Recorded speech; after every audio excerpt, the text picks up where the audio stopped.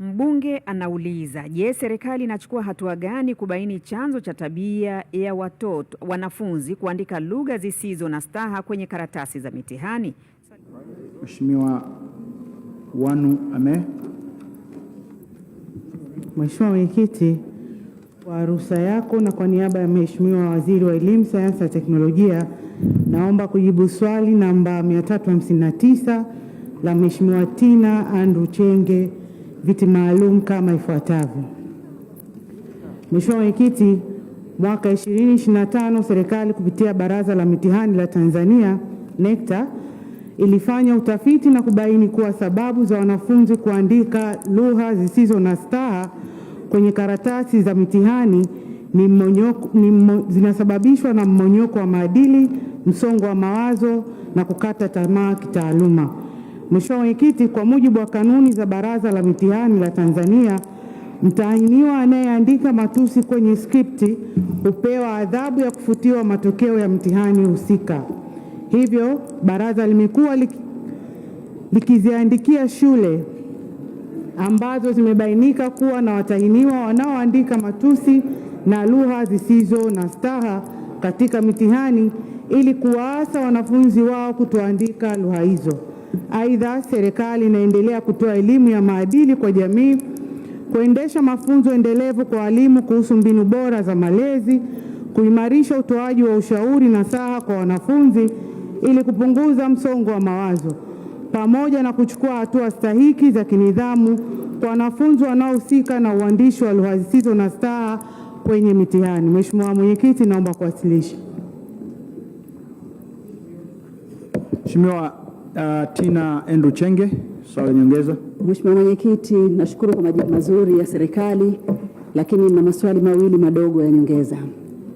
Mheshimiwa Mwenyekiti, nilikuwa nataka kufahamu, je, hivi vitendo vya wanafunzi hawa kuandika lugha zisizo na staha kwenye mitihani vinafanyika randomly au ni specific kwa kundi fulani kwa maana ya jinsia?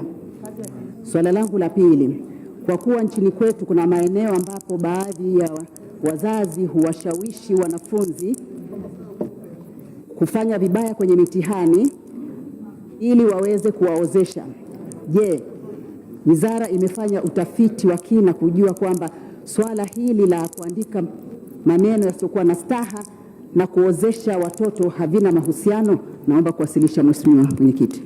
Majibu, Mheshimiwa Naibu Waziri. Mheshimiwa Mwenyekiti, naomba kujibu swala la nyongeza la Mheshimiwa Tina Andrew Chenge kama ifuatavyo.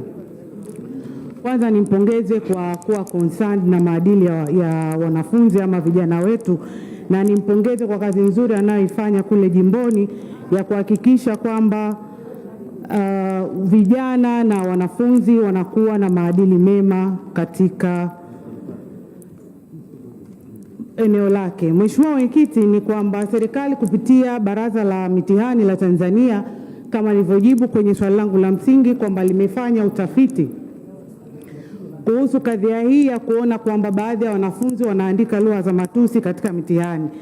Mheshimiwa Mwenyekiti, utafiti huo ulibaini kuwa vitendo hivi havihusiani na jinsia moja tu, ni kwamba jinsi zote mbili huwa zinaandika lugha zisizo za staha katika mitihani yao. Lakini swala la pili, kwamba serikali inatambua kuna mdondoko wa wanafunzi wa kike katika baadhi ya maeneo, na kiwango cha mdondoko cha wanafunzi hawa huwa kinasababishwa na sababu tofauti ikiwemo hiyo ambayo wamesema kwamba wazazi huwa wanawaachisha wanafunzi shule kwa makusudi. Hivyo huwashauri kwamba waandike lugha ambazo zisizo na staha ili wapate kutoka nje ya mfumo wa elimu. Lakini Mheshimiwa Mwenyekiti, serikali imeunda kikosi kazi maalum cha kitaifa ambacho kinapita kila mkoa kuangalia nini hasa tatizo la wanafunzi ama vijana wetu kuandika lugha zisizo za staha katika mitihani.